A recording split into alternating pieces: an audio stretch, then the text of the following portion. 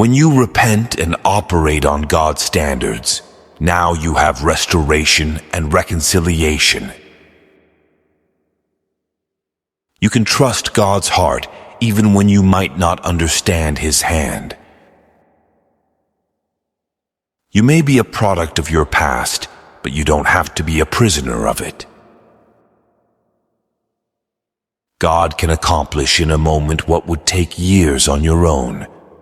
Seek Him and His path. Watch Him show you the way to go. Why should you give thanks in everything? Because God works in all things. Mercy is where God meets you in your misery.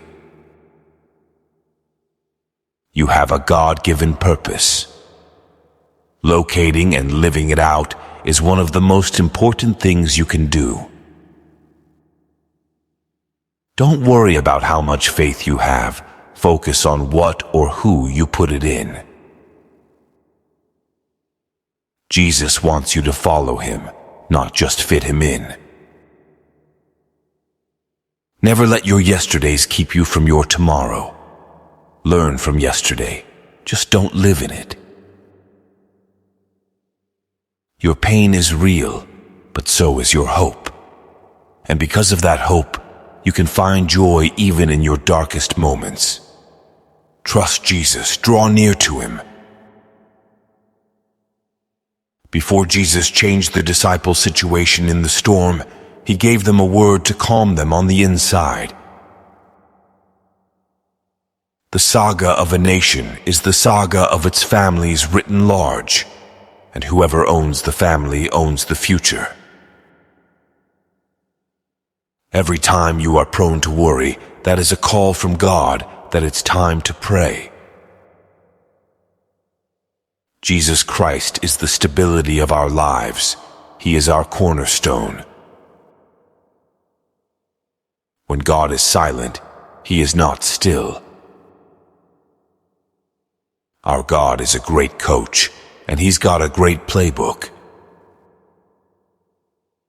One of Satan's most effective ways of ruling over you is to get you to fight the wrong enemy. The truth is an objective standard by which reality is measured. It's God's point of view on any subject. What is your vision? If you don't have a goal, you aim for anything. If you aim for anything, you miss everything. A knowledge of prophecy gives you confidence to trust God for what's ahead. When you understand God's program, you get to know more about Him. It is my hope and prayer that after you have seen and understood God's plan for the ages, you will love Him more and serve Him more fully as His kingdom disciple. May we all endeavor to be people of the truth so that we can be servants of the King. Faith is acting like it is so even when it's not so, in order that it might be so simply because God said so. Whenever what you are doing for God replaces God, you run the risk of decreasing your intimacy with God. Be careful not to do so much for God that you miss Him in the process. Once you realize that you are in a spiritual battle with the forces of evil, you will become very sensitive to sin's attempts to conquer you.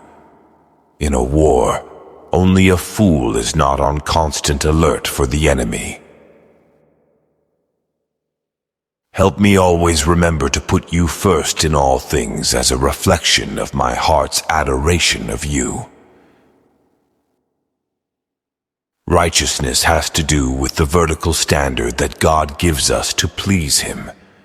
Justice has to do with the horizontal expression of that righteous standard in the lives of others.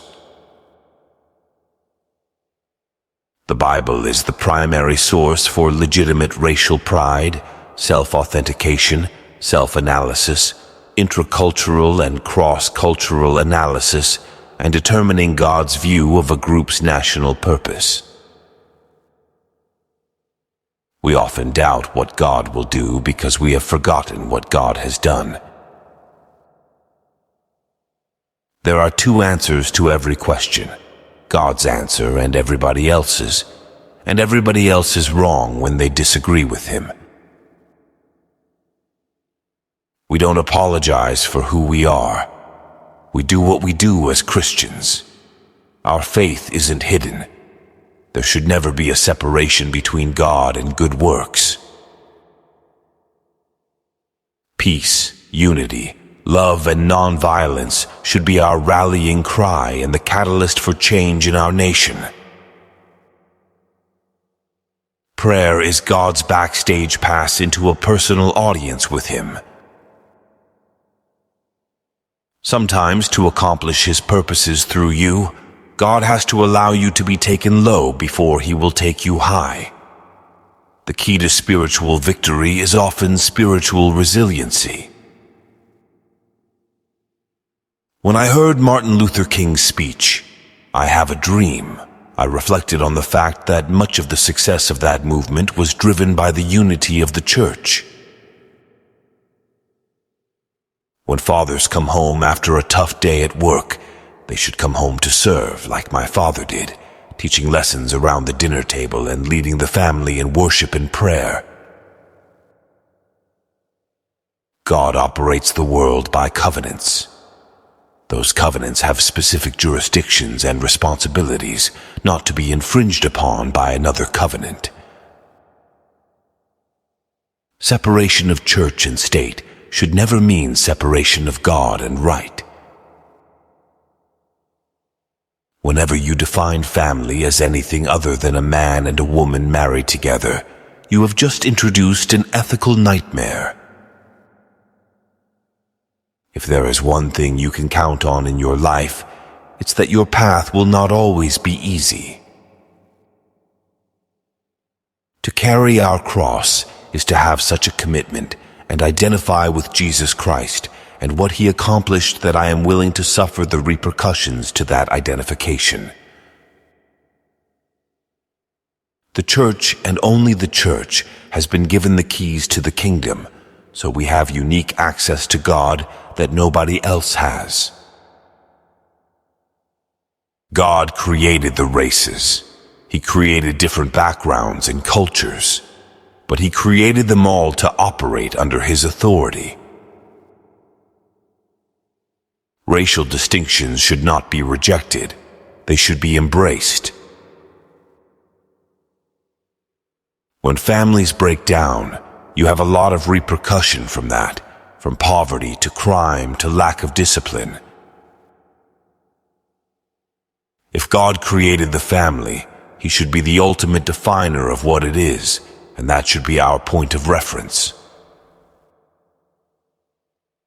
Government is not a human institution. It is a divine institution that humans are to run on His behalf. When they create their own rules, then they become against the Creator and what He intended for government to do. We should love people, care about people regardless of where they come from. And when you redefine the family other than what the Creator intended when He established it, then you look at the devolution of civilization. Biblical justice is the equitable application of God's moral law in society. God has established what man is supposed to do, and He expects man to do it His way, and not a way independently of Him. And when you do things independently of Him, you have consequences you don't want to bear. Black lives matter, as a subset of all lives matter. So any injustices to a particular group must be addressed specific to that group, but under the banner that all life is created in the image of God. God is not asking you to be anything other than what He's made you, as long as you submit to how He has made you, to how you relate to other people who He has made different than you. You may have an older audience in front of you holding the Bible and a younger audience holding an iPhone. You don't want to lose either audience. In your spiritual journey, you do not need to know where you are going as much as who you are following. Many people are being held back from reaching their destiny because they have a chain around their necks called unforgiveness. A knowledge of prophecy gives you confidence to trust God for what's ahead. Giving thanks in everything isn't the same as giving thanks for everything. Know the difference and increase your gratitude in all things. Trust His heart even when you don't understand His hand. You are blessed to be a blessing. When God takes you from where you are to where He wants you to be, He's not only taking you to the place. In the process of taking you there, He is preparing you for the place.